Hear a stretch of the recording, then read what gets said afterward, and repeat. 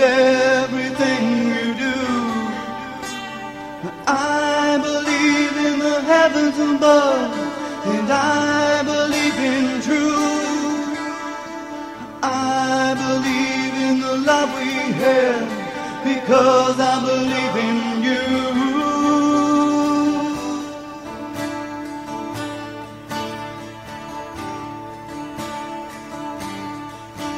So tell me, do you feel the way that I feel? Then tell me, would you give what I'm willing to give?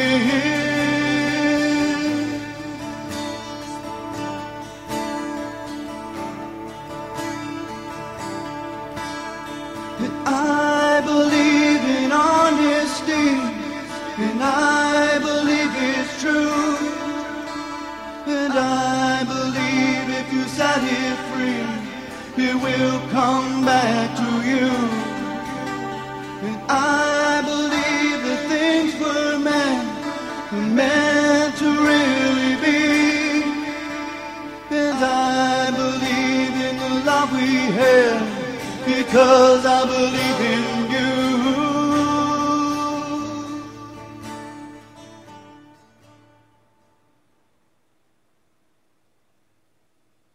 Okay, sorry, slow on the delay there. Working right up to the last minute, sharing here, getting the information. Welcome everybody. This is Vince Easley on UCY.TV, filling in for J. Cynthia Brooks on Cancer Kickers. Today I have my guest Randy Simmons. We're going to talk about Dr. Carpenter's arrest Wednesday and release. Some of the things we're not going to get too much into, some certain legal details and naming names and stuff like that sort of thing. Hey Vince, how you doing? Randy, welcome. It's good to have you on. We have a history that goes way back. Yeah, kind of. Can you hear me all right? Am I too loud? You're perfect on my end. It's an honor to have you on, and I think Dr. Carpenter may join in a few. Yeah, I think so. She's interested. We're going to be doing another live show tomorrow on Spreaker, and she figured today would be a good warm up, so to speak. Right. Now, I posted this in a share on this about Dr. Carpenter, and I headlined it, the cancer industry. The cancer industry is beyond fraud. It's a death machine. Now, Dr. Carpenter has championed the recovery in her treatment of tumors by an injection of food coloring at the site, followed by an application of heat from a laser, which does not affect normal tissue, but does, in fact, kill the tumor cells. And what's left is a dead lump that they can opt for surgical removal at a later time. She's not a medical doctor. She doesn't practice medicine. She doesn't do medical procedures. And then you get into the legalese of definitions and stuff. She's using natural treatments. The FDA charged her with whatever it's called, distribution of drugs, and that was a food coloring, and also manufacturing medical equipment to distribute for interstate distribution. And both of these charges are obviously fraud, lies, and manipulation of you say fraud. Fraud is really what's at the core of what happened in the last few days. They've and you've seen that article. I shared it with you, the one from the Tulsa TV station. Yeah, that's my hometown. Shout out to Tulsa, T-Town. Yeah. Well, it's also the station of, I can say her name, Lori Boobjob Bimbo Fake News Hound Fulbright, that basically started this whole, she started the media attack in 2009, but they took her off the story. So there's some reporter doing it, but obviously biased. Yeah, well, of course, because the mainstream media, they're vested in billions with pharma companies. Anything like that is going to be immediately labeled a fraud. And really, that's what the counts that they I'm trying to pull her into the conversation. The counts that they've got, they're saying 41 separate counts of this kind of fraud, that kind of fraud. Well, what it's based on is every time they found a record of a payment, that became a count of fraud in itself. And what I'm wondering is, where are the separate counts? They took your petition that you started on change.org, because now there are two for Dr. Carpenter. First, the one that she started, and then you started another one, I guess a year or two later. Yeah, I have it here in front of me, and well, and what I had done, right, is I had taken. See, they came. I need to bring Dr. Carpenter into this because I'm going to go off the deep end and use up all your time, and I don't want to do that. We've got an hour. I have a question from chat from Lemperdoodle. He wants to know, was it red dye number 5? I think that number 5 is pretty specific, but no, it wasn't. Matter of fact, I don't know. I believe it was. Well, I know it was green. It wasn't red at all. It was monochromatic red light from the laser that the complementary frequency of the dye versus the laser is what created that maximum spot of heat, and that's the sweet spot where the two react. The laser by itself wouldn't do anything, but with this green dye, it brought it to the level that would kill. No, what would happen was the dye would dissipate out of normal cells around it, right, but would linger there in the tumor cell. So the heat reacted to the dye there and caused that to slow heat, just a little baking. I forget the words that I read there of the actual process, but it would just slowly cook it, basically, and then it would die. Mm-hmm. I can't seem to pull Dr. Carpenter into the window. I don't know why. Have her add me to contacts, and I think. Well, this is right. You're on a new. Yeah, Vince.easily. Okay. And just send. You can send her a suggestion there. Okay, I'm getting messages from Jules, and okay. Now listen. Let's just you and I go ahead and we'll leave Dr. Carpenter to come on for speaker broadcast, and let's just that we can keep it that way. We can keep it out of any scrutiny or any legal matters for UCY. Yeah, and so let's just talk about some of the history, and but first let's just lead up with we're going to go back to Little Rock, and we're going to start there. Dr. Carpenter had LazyMed Inc. The FDA rated her there, and then she moved to Oklahoma, which has it has a safe harbor law for alternative healers. So yeah. they say. Okay, I'm sorry. Yeah, no, I must have missed it. No names. We're not going to mention any names. I'm getting some instructions from Jules, and I thought I had that out there. And we want to be careful for liability. This is legal proceedings are ongoing right now, so we're discussing about the case, and so forth, and the medical industry and procedures and stuff like that. We're going to leave out any names. And let's just go on with the discussion of the timeline. So she started out in Little Rock, moves to Oklahoma, and they came in rated in Broken Arrow and Tulsa. She had clinics. Well, the raid didn't happen until the Owasso clinic, and there's articles out there already making out like she had multiple clinics at the same time. No, it was a downsizing, is what it was. When the move was first made to Oklahoma, her location was in Broken Arrow, and it was a pretty big location. And when the move happened, it happened pretty fast. There were people waiting to come in that didn't want to be rescheduled, and so once the move happened, it was already at a point where her patient load was increasing, right? And then just right into that first year in Oklahoma is when the lawsuit started back in Arkansas, and it was. Well, it's a long story that, all the entangling, trails and tentacles of the story would take up hours and hours, but politically connected attorney back in Arkansas that he was, I don't want to say in bed, but you know what I mean. He was hobnobbing with the medical school that had same time published a paper. Okay, well, plagiarized her. Yeah, needless to say that it seems that all the echelons are all interconnected. So there's an obvious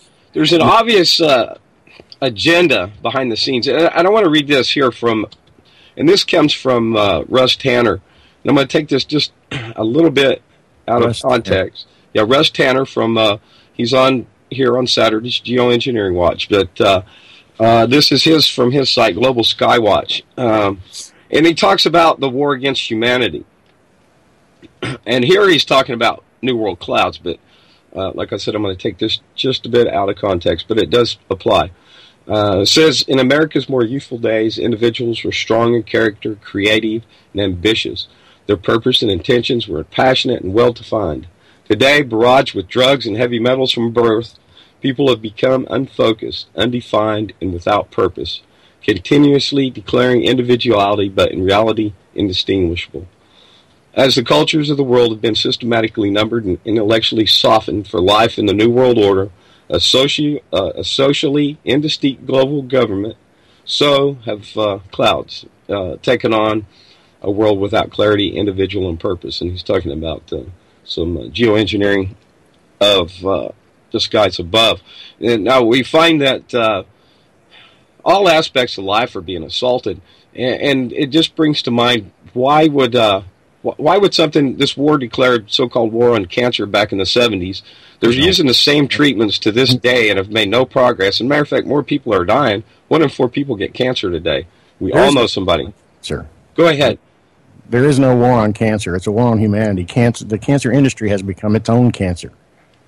Absolutely, yeah. Sucking blood and sucking on our vitals and dragging us down with it. And every year, more marches, more walks, more walk for research. And all of this research does, all it's doing is just increasing what's already been happening, what's already brought the cancer rates. If you look at the cancer rates over history, you can track it chronologically with the so-called advancements in cancer therapy and the advancements in millions going into it. The cancer rates have steadily risen along with that. Now, more people die. Well, yeah, we haven't done anything to bring the cancer numbers down. The more money we put into cancer research and cures and everything, the more the cancer numbers go up. It's a fraud. It's a scam. The whole thing is just a fleecing scam. Now, it appears to me that people die quicker after starting treatments of conventional cancer therapies, if I can use that word so loosely, therapy. Well, yeah, that's kind of a no-brainer. I mean, not for some, but for us, you know what I'm saying? Right. What are the major, there's like 3, cut, burn, radiate, poison, anyways. What are the conventional treatments for cancer? Radiation and chemotherapy and... Yeah, and, well, there's some places that do a form of hyperthermia, and I'm not a medical person. My only connection to the whole thing is media, and then eventually I got involved in the radio show because it was better than just, a monologue. It's always better when you're talking to somebody, right? Right, and this is a reminder that this is not meant to give legal or medical advice. Do your own research and make your own opinion. We're here discussing topics of the day. And today I will add that I think it's pretty sad that nobody wants to hear Dr. Carpenter's voice on this, and I'll say that on the air. I had nothing against you, Vince. Me and you are friends. But I think we all do want to hear Dr. Carpenter. It's just, we're going to just light step, I guess. I mean, we don't have to go there. I'm just saying. But there are other places that are doing hyperthermia that have good results when they don't kill the person. And what Dr. Carpenter always says about hyperthermia is that the form of hyperthermia that's used in most places now is whole body hyperthermia that doesn't really localize or target, the area. And what she did with lasers, it actually did that. Yeah, it's a broad, just like with the radiation, it's a broad perspective that, right. I guess if you're getting dipped in ice water, it's going to cover your whole body. But actually, there's a lot of good therapy to that, actually going back and forth between hot and cold. You get a lot of expansion and contraction, and you pump stuff through. The main focus really about cancer is really it's not so much a disease as a symptom. It's caused by the environment, and like Russ Tanner was saying, there's so many more, so much more impact on us from the environment, that's being polluted so badly, purposely or accidentally, whatever. Nonetheless, we are bombarded. Our food source, all this processed stuff, it's awful, man. But then at the same time, you got the biggest political powers of the world coming together to control mankind's ways of dealing with that. Well, some people would find it, pretty incredible that there would actually be certain individuals that would have no regard for their fellow human and profit from their death, and especially the death and torture of these people. Oh man, it's awful. Well, chemotherapy, they always say that you can trace the history of chemotherapy back to I.G. Farben and the gas chambers in Germany. Right, yeah, I remember. Why do you think it's so hard for people? Now, cancer should be perhaps one of the easiest, obvious, mechanism that is being used against the world and the population of the world. The cancer industry ought to stand out and just shout loudly, like I said, fraud, fraud, fraud. We cause cancer. Yeah. Why do you think so many people are willing to just, especially, if you got cancer, wouldn't you do, in this day and age, wouldn't you do some research? And there's so much information out there from so many people that, cancer can be corrected naturally. And you know what, I've gone to not using the word cure. Not that cancer cure, but cancer correction, and I think that sometimes, like we'll say with a tumor, you can address that, whether perhaps surgically, but when you open it up, you expose it to oxygen and chance for spread. Matter of fact, it's most likely going to spread when you put oxygen into it. Yeah, if she was here, she would say the same thing, because she said it on her show many times that she's heard doctors comment that when they opened up a patient to do surgery, they would watch it literally grow before their eyes because of the contact with oxygen. Yeah. But well, we had our first freeze this morning. I guess Tulsa probably got hit too, didn't it? Yeah, it's pretty cold here too. Yeah. We can't seem to get regulated either. It's too hot or it's too cold in here. People say that all over the country. If you don't like the weather, just wait a while. Mm-hmm. Yeah, I'm ready for fall. I've myself been a week now of kind of a respiratory problem. And this is the first time I've had an ailment in some years, other than just maybe a day of kind of not feeling good. And I avoid pharmaceuticals that don't use them except for a rare occasion. In extremities for the rheumatoid arthritis, I'll sometimes take a ibuprofen, but it actually it causes the symptoms to be worse too. Kind of a trickery, Right. So we see a lot of problems coming from autoimmune symptoms in the body, and that includes cancer and many other ailments, and all that is being affected by the environment. So on every level, every aspect. Oh yeah. Well, the environment, the biggest part of the conducive, to me anyway, what I'm seeing, the biggest conducive part of the environment to making cancer spread is the controlling individuals that run the cancer industry. Right. Now, why is it a person can go to, let's say, one of these cancer treatment centers? They offer in their pamphlets, no doubt, there's this many different choices, but basically they're all three the same, with just different combinations. Now, their results are things that 90-odd% of death from their treatment. Right. And I'm sorry, I got a blank there. So anyways, okay, I remember. Thank you. We have alternative methods that are out there. That includes, the use of cannabis oils, the Lay's Med, there's vitamin therapies. There's any number that the Food and Drug Administration, the AMA condemn and do not allow a person. Now, how can that be that a person cannot have the right to, use something else for treating themselves? Well, I don't know when we got to that point, but we have somehow. Well, it started out pretty close to about 100 years ago, I guess. And, why don't you tell the story about how the AMA and the FDA kind of... I don't even know the whole story, but I know that the Rockefeller Foundation had a little bit to do with it. I know that turn of the century, later than that, probably early 20th century, the foundations like the Rockefeller Foundation were buying up medical schools, and they were making, pharmaceutical companies were basically taking over medical schools. And so basically anything that didn't come back to, hail pharma, hail, the king of the world, big pharma, it just, anything natural has over time just been basically put out of existence and replaced with something that can, generate a profit. Yeah, that's it right there. Bottom line is profit. And this is, created a humongous cartel. Today that controls all that. I mean, they profit from your death.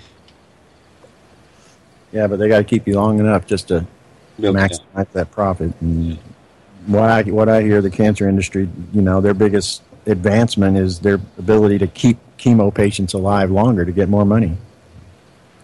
Yeah, that'd be a plus. For sure. I'm laughing. That's awful. It is laughable though. Wonder why people can't see that there's something wrong here with this traditional cancer treatment. What are your thoughts? I don't know. I think it's almost like a religion in a way. I think our society's full of religions that don't really come across as religion. What most people think of as their religion is, okay, what do you spiritually do on Sabbath or Sunday, whatever your special day of the week is, if you have one. I've as I've gotten older, I've kind of come to look at religion a little differently. It's really, what's the overriding, philosophy of your life? Really that's what religion comes down to. And I think in some ways the culture of patriotism and some people would call flag worship. I've been guilty of calling it that myself. I think that's almost bordering on religion itself, because it's a religion that nobody really understands and what they're feeling, but it's this almost religious zealotry that comes with nationalism, and you can apply it in a different light to people's feelings about the medical establishment, because they have loved ones that have been affected by it. Just like the patriotism culture, people have loved ones that have, died fighting, and that overrides every other element of logic that would otherwise allow them to think. That's a fantastic analogy. And it takes them to another level that they themselves aren't really aware of, and I think it's become a part of people's spirituality and a part of people's religion. This, hey, this is a scary world, so the only thing we can cling to is this system. Exactly, and you can really see the similarities between the priest thing and government, where religion was used, even torture, and if you didn't toe the religion, now it's the government has taken that place. Indeed, has it not? Mm-hmm. Yeah. And they got people with guns that will come kill you for any number of things, for a plan. Yeah. And when they bring you in, they're bringing you into a temple, and there's a high priest in a black robe up at the front, right, surrounded by subjects. You're in a temple. You rise when they say rise. You may be brought in with chains around you. And in some cases, why? Why is that even necessary? You got guys with guns all around. Why is it necessary to put somebody in chains and shackles, you know, to bring them in before the high priest? That's kind of a scary image, isn't it? It is. But see, that's where I live. It's a modern day Inquisition. It really is. And really, you know, and I don't have any qualms about talking about this crap, you know, because it's been going on. These people, these troublemakers, are the ones that took my private life and put it out there for people that don't even know me to make comments about. But a big part of this escalation around Dr. Carpenter was the neighborhood that we live in. I mean, it wasn't a bad neighborhood necessarily when we moved in. Kind of fake and phony, if you ask me. The people in general. But well, let's talk about. Okay, they came and arrested her Wednesday. Give us a timeline. That's what I was about to do, Vince. Okay. That's exactly what I was about to do. The timeline begins actually, you know, years ago, and depending on how long ago you start, you could be spending hours on it. But after moving to Oklahoma, then almost like it was choreographed,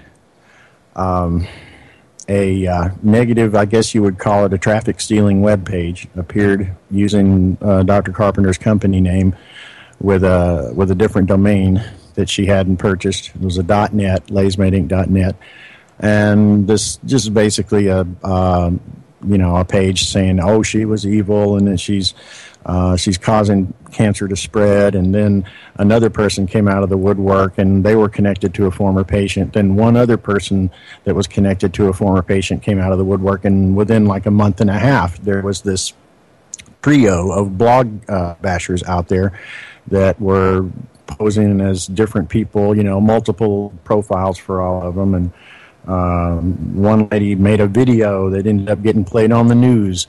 Well, while this was all going on, the ringleader of this little troll gang that was being paid by people on the inside, it was a COINTEL style setup, somehow was able to locate our address in the particular suburb of Tulsa that we lived in, and contacted our neighbors.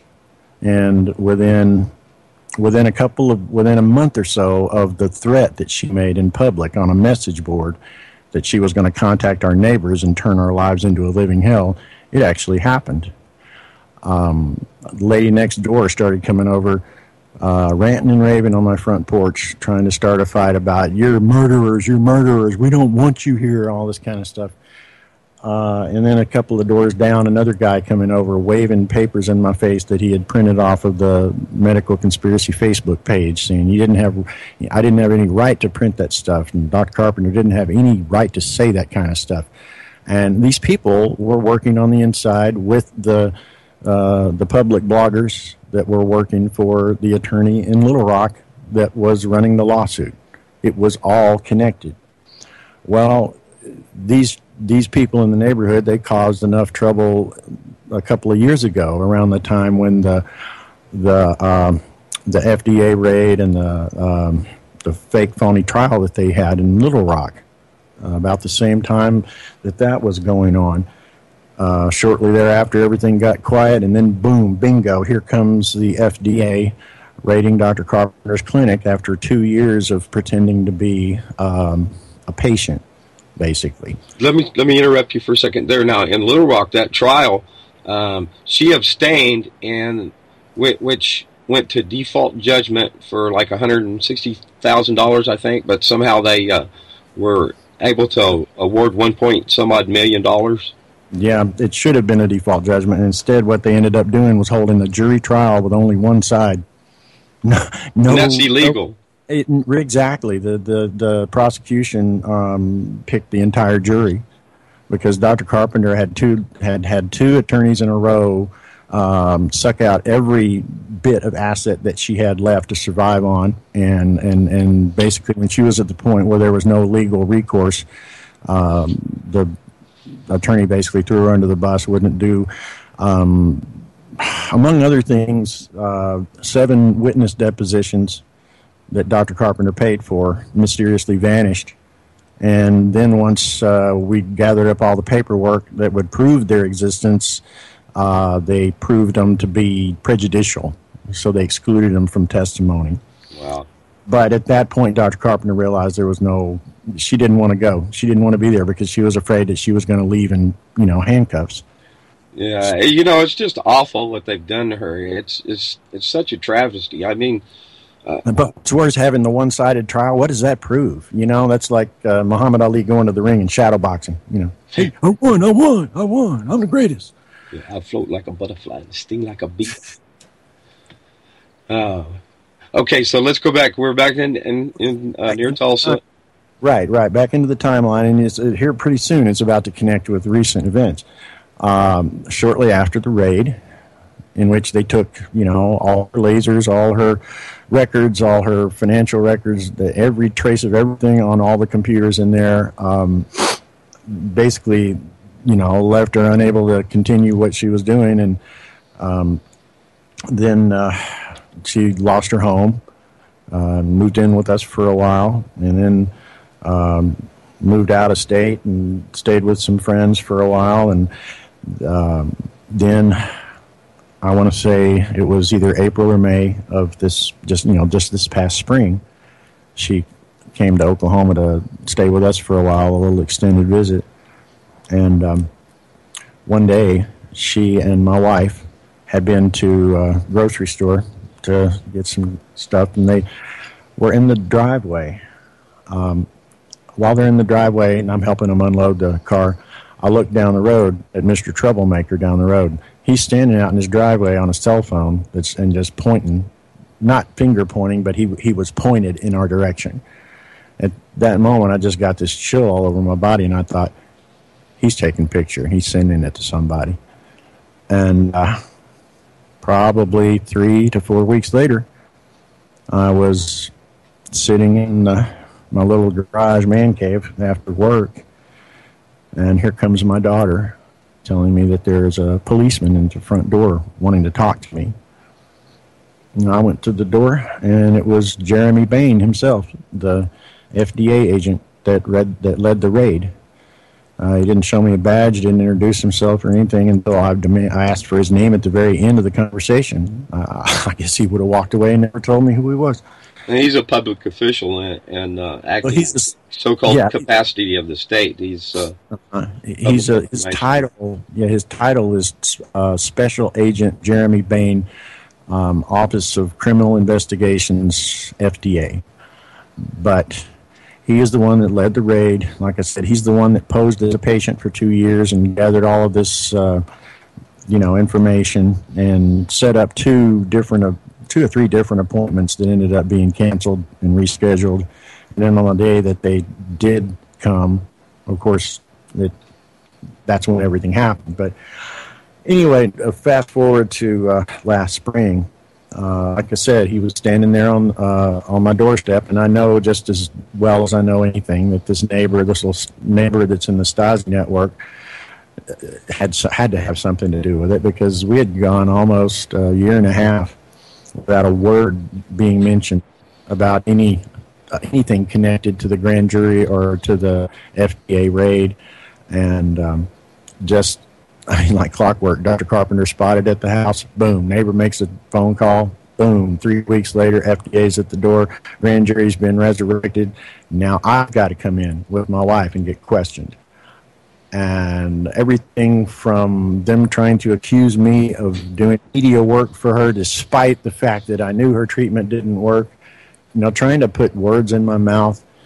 And like I said, it was at that questioning session that I brought the comments sections from your petition and the other Change.org petition that we've got set up. And I read probably, 10 or 12 of them to the jury. Comments, this lady saved my life. This lady saved my wife's life. She saved my mother's life. And they took it in as evidence and apparently, either excluded it or, it didn't seem to matter. Got a record of a payment? Okay, that's a count of fraud. all these comments about how many lives she saved. No, those don't count. No, they don't count. What if the same standards were held to the normal cancer treatment? Every oncologist would be in jail. Right? Yeah. There's no guarantees, but I can say this much: a natural approach is certainly shows evidence to be the best route, undoubtedly. Well, of course. I mean, these drugs, we don't have. I mean, aside, take away all of the deadly poisons, and that's what chemos are, basically. They're deadly poisons. You drink that stuff, you're going to die. Yeah, take those out of the picture. Even other pharmaceutical drugs, we don't have a track of longevity. We don't have a history of, generational effects. Effects of taking this that might not even appear in the first generation, might wait till the second or third generation. We don't have any frame of reference for that. We're just taking things into our body that we don't even, don't even have any idea what they are. Wow. Yeah. Don't drink the Kool-Aid. Don't eat the new McDonald's hamburger. So, earlier we were talking about, group stalking and stuff. It's not at all inconceivable to think that there would be people sent by this. Only thing really to call it is a cartel to do just what you've been talking about, incite people, spread different disinformation and just basically set up chaos. Well, exactly. And the one that I call Mr. Troublemaker. And here's the other thing: these guys know my name. They know things about me that my friends don't know because of these trolls and the things that they have put on websites and stuff. But I don't even know their names. But the one that I call Mr. Troublemaker, he brought a witness with him when he came to my door a few years ago. A guy I didn't know, but apparently he was a different neighbor. And they just both showed up. One guy doing all the talking and the other one kind of standing about 3 feet away with his cell phone facing me. They were trying to push me to the point of violence, and the guy had a witness, and I'm sure he was recording. The whole thing is just so damn creepy. To talk about it, you really have to kind of take a step back every few seconds. And am I sounding like an incoherent nut, or not? Because even the sound of myself talking about the reality sounds like somebody that's, it just doesn't even sound plausible. But it's real, and this is what I've been living with. Yeah, it's awful. It's really, really awful. But then we've, and I think that's probably the big reason that Dr. Carpenter had Barbara Hartwell on her show so many times, because once they met, and with Barbara's knowledge of gang stalking and co-intel and things like that, I've listened to a lot of information from her. There's a lot of great sources there. Yeah. But she's kind of reevaluating now as far as what's. Obviously, you can't unsay things that have been said. There's a lot of things that have already been said about the ongoing case against her, and but the idea of food coloring and saline being a drug, apparently that isn't included with what's happening right now. Just all about counts of fraud, and all I can say is, how can you call it fraud when you have this many people who were saved, this many people for whom it worked? Well, it's the standard you were talking about. You can't hold chemo to the Carpenter standard. There's no way you could. Right, and look at this like in court. Why can't jurors be informed about annulment? Oh my God! You want to talk about informed? One of the jurors was asking me, and he was an older gentleman, and he brought up 2 or 3 different occasions accusations that this crazy troublemaker troll out there had been throwing on the web forums about millions and millions of dollars, and about the healing pictures on the Lays Med Inc. website being faked and photoshopped. And one guy said, "Oh, it looks like you've put silly putty on this woman's breast." You know, crazy things that didn't even make sense. You know, and we at the time they appeared on these forums, we laughed and made fun of them on the air.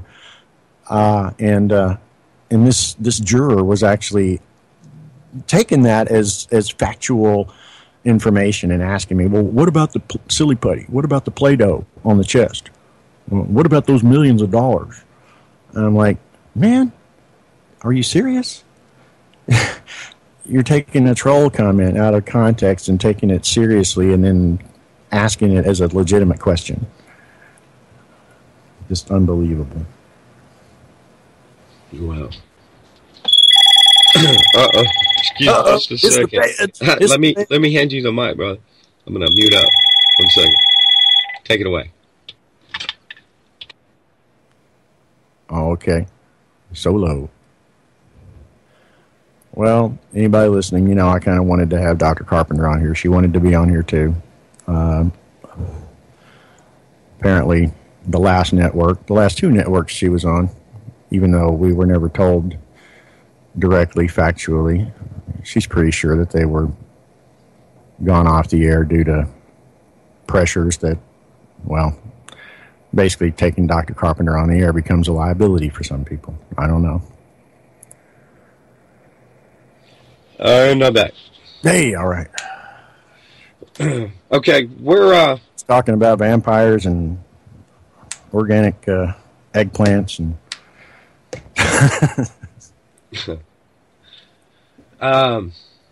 what? So Dr. Carpenter's arrested Wednesday. What happened there? I know that I was listening to her. She was taken to jail, and jail's a pretty cold, dark place for certain. Especially for a 70-year-old woman, I can only imagine. God, I think they did her a favor going solitary. You know, I can't imagine her in a population area. It just, I've experienced that. I know what it's like. Mm-hmm. So she was in overnight. Yeah. And then what? She was bonded or released? A federal thing. I don't think they bond. They either let you go or they don't, right? Right. It wasn't a bond involved. They released. I don't know if it was on recognizance release or whatever they call it, but they released her after she spoke with some sort of a probation officer, I believe, and a court-appointed attorney, and she spent a lot of time talking with him. Then the next day, probably, I don't know, 5 or 6 in the afternoon, I'm not sure, as my wife went down there to pick her up. I don't know exactly when it was. They went ahead and released her. And a couple hours after she got home, Chuck had been, asking if we wanted to come on. She came on and talked about it for about 10 or 15 minutes on Double Cross. Yeah, I was listening to you guys Thursday night. Yeah, Drew, David, and Chuck, David actually sometimes, but do a great job. And Drew's on Sundays here with Off Grid Journey. Definitely. Yeah, I really liked what Drew said at the end. He kind of took on a little monologue after Dr. Carpenter dropped off and said, how did we get here and when did we lose it and how do we get it back? I thought, man, that's good. I'm not going to cut that out. I'm just going to leave that in. Mm-hmm. I really love those guys. They do a really great work. So I got my start into radio by way of JJ. A big shout out to him. He's got a lot of ties. JJ has done more good. JJ against the wall. He's the man. He's my hero. And I met him back in 2013. Chairman of the board of the Restless Middle Finger Foundation. Yeah, make that 2011, I'm sorry. Which leads up to my being able to get to know you and Dr. Carpenter and led me to guest with her one day. And yeah, you've been on with us, and then you took over one weekend when she couldn't make it in, I believe. Everybody was in the pocket. Yeah, that was my radio debut. Back in April the 6th of 2013. So... JJ Award. I got this big old list, and I'm all the time Chicken right up there by JJ's name. He definitely is a hero. We got a lot of heroes out here, and we all have some convergence of why are we doing what we're doing? Why are we trying to change the world? Because we see the evil, and we can also see that there's potential for a great good. If we can get out from under this totally sick, criminal, evil, dangerous control, beyond reproach and above review. Leopardito says that he and I look like brothers. Poor guy. Hey, I'd take that as a compliment. No. Yeah, I'm hearing in chat. Yeah. So yeah, UCY is a great forum for sharing some ideas, and there's a lot of other great people in this world, and together, we're all working for the same means, and that is to change the world. Because I think and you'll agree, there is a better way. Yeah, and then when you got that much power and that much control, part of what you do is ensure that any voice against you is splintered, fragmented, arguing amongst themselves about, minor details.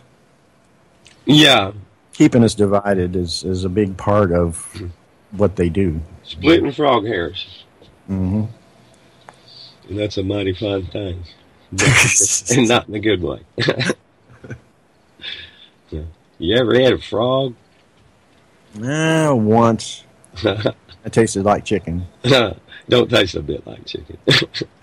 Kind of tastes like snake. And snake don't taste nothing like chicken. I've never been frog gigging, but I ate some frog legs one time. I wasn't that crazy about it, though.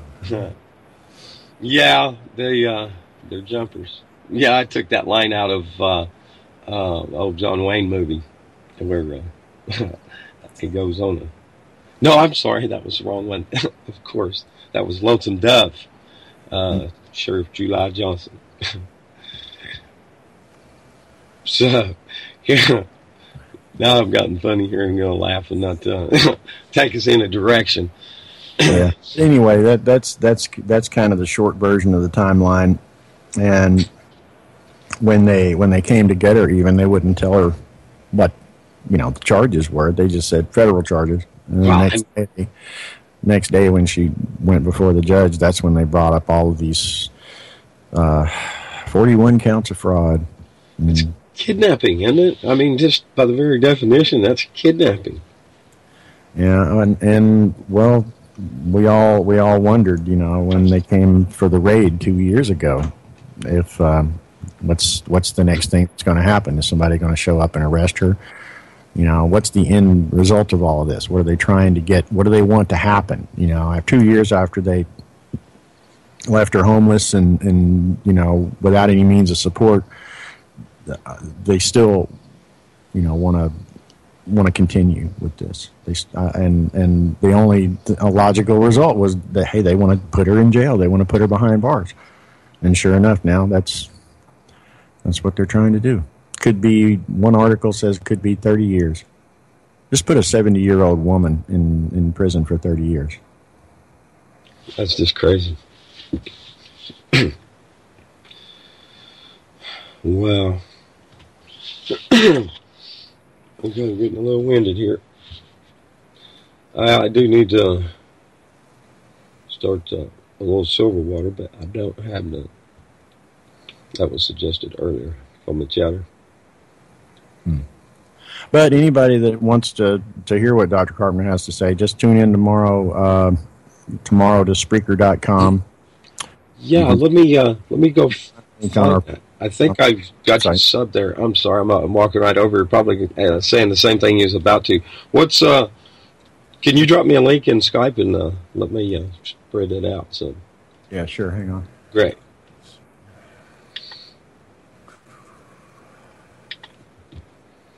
Yeah, that would be something they're like a bit. Well, because I'll be honest with you, I'm not used to just coming on myself and talking about stuff. It's usually She's usually with me, and I'm not much of a talker, really.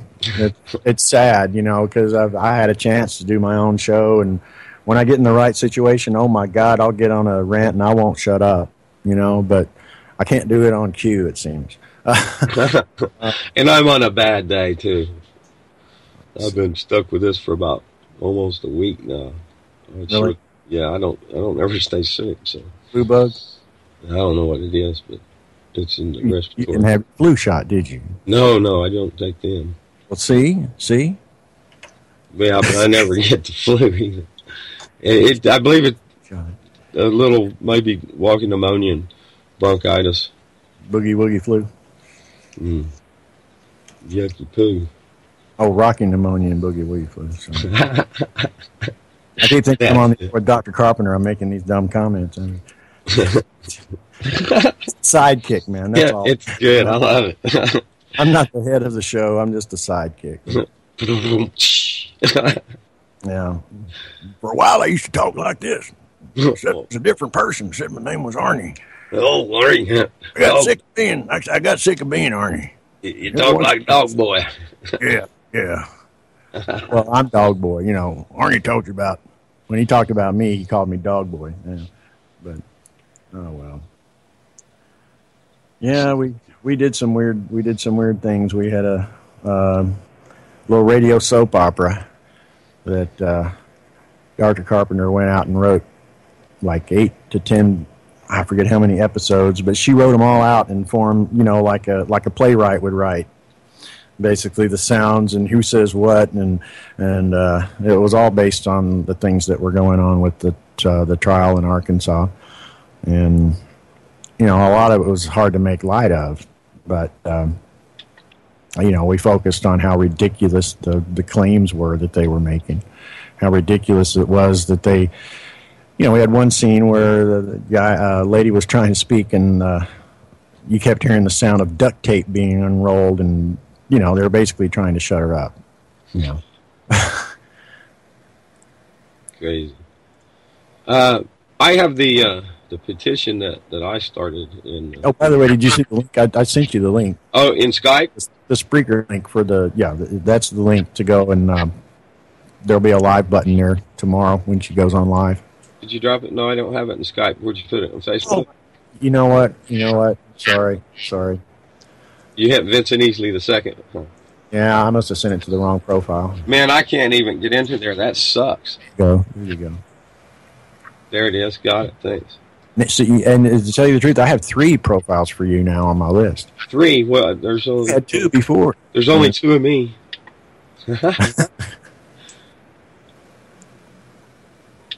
Yeah, I am also known as Vince Easley, the propaganda panda. Yo, propaganda baby. Yo, papa. So, do you live in Clinton? About by the road. It's near 20 miles from Clinton. But as a crow flies, now if you went in a straight line, it'd be about maybe 8 miles. But it's out here in the hills and hollers. Hey, I'm putting that link there in the chat there for tomorrow's broadcast, and I'm sure we'll be listening. What time is it? I may be, because it's at 3 evening, right? 3 Eastern, 4 Central. Central, yeah. I may be back in. If not, it's gonna archive there. I'm sorry. 2 Central. So it's 3 Eastern, 2 Central. Okay. Well, I won't be listening live, but I will definitely grab that in the archives. I'm out to gather more firewood tomorrow. I put my stove in Friday night, and Saturday morning, well, that was this morning, is our first freeze. Skipped the first frost, so I gathered wood some yesterday, and it was a nice toasty fire. And I always say don't put off for tomorrow, but you put off for the day after. So it's not like I waited to the last minute, right? But I've been ready for it. I've been sick of the Indian summer we've had.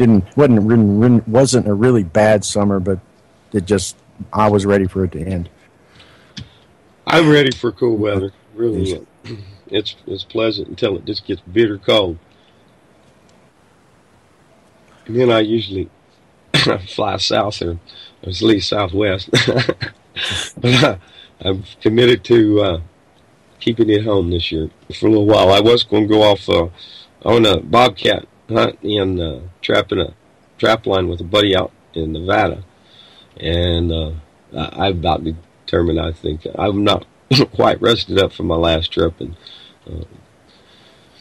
who knows with this Ebola what will ever happen if I'd hate to just be out and get caught in a quarantine or something like that. Yeah, I don't know what to think about it. There's so much false information being fed to us every day. Yeah, Lumper, he said he could show how to make silver water. And I've seen some with 9-volt batteries, but yeah, I wish you would drop it in here. Matter of fact, if you got a YouTube? There's so many things that we can do for ourselves to better our health, and colloidal silver is really fantastic. And colloidal silver goes back for way back in history, Roman times and beyond. It was used in the 1940s by the army to for a counter to the port visits by some of the sailors before penicillin. It's pretty good. Now, a lot of people will think of that blue guy that was on the TV. Smurf, yeah. Yeah, that was funny. I wonder how much of that stuff he had to drink. Be a bunch. A whole lot. I used it before and with great results. Did you hear that thing that Dr. Carpenter was talking about? That I didn't actually catch it when it happened, but some lady in Nigeria had wiped out a huge section of Ebola in Nigeria with this concoction that hydrates.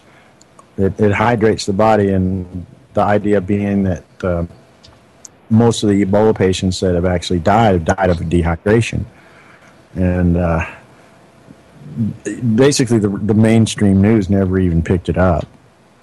And what she did was unheard of, because she wiped it out in 5 days. Yeah, and I did see something about they confiscated some silver water for some place or another.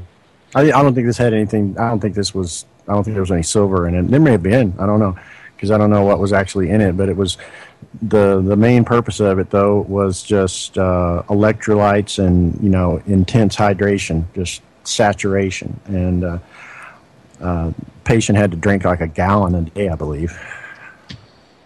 Yeah, that's not a lot of inconceivable. A person should drink. Let's see if I can say this right.